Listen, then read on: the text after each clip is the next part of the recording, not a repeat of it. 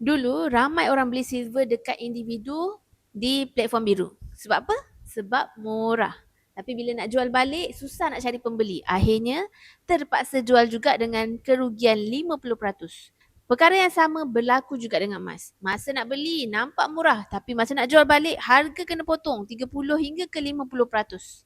Kenapa jadi macam tu? Sebab platform tu tak ada kemampuan ataupun tak ada jaminan beli balik. Ramai orang baru sedar perkara ini selepas sudah terkena. Dalam simpanan emas ni, platform yang kukuh sangat-sangat penting. Publigo ada kelebihan besar, iaitu pertama, cawangan jual beli yang sangat banyak. Kedua, ada platform online nak beli, nak jual, even ada mesin ATM sendiri, jadi tak perlu pening, tak perlu cari orang. Ketiga, dan yang paling penting, ada jaminan beli balik emas yang dijual. Tak kisahlah emas tu patah, calar ataupun kemek, tetap boleh jual semula. Ini bukan soal harga semata-mata, tapi ini adalah kemampuan syarikat. Mahal sikit tak jadi isu bila kita ada jaminan. Emas adalah aset simpan nilai. Lagi lama kita simpan, lagi mahal harga dia.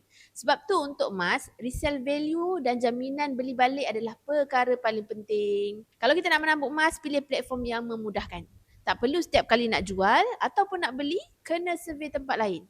Untuk orang yang ada duit lebih sikit, dah risau duit bocor. Kita perlukan sistem yang cepat, jelas. Jadi jumpa je satu platform yang betul, setialah pada yang satu. Nak menabung emas, menaburlah di Public Gold. Bukan sebab popular, tapi sebab value dan jaminannya sudah terbukti. Setiap orang mungkin ada situasi yang berbeza.